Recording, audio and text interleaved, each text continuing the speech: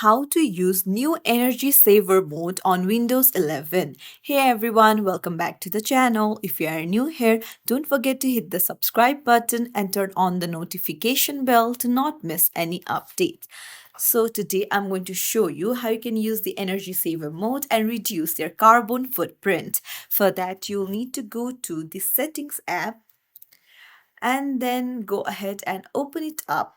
And then on the left hand side, go to system and there you'll find power and battery.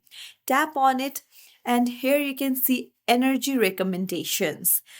You have to tap on it and then you can choose on the options that you want to apply to save the energy, or you can just tap on apply all on the top and then all the energy saving will be turned on and this will lower your carbon footprint as well.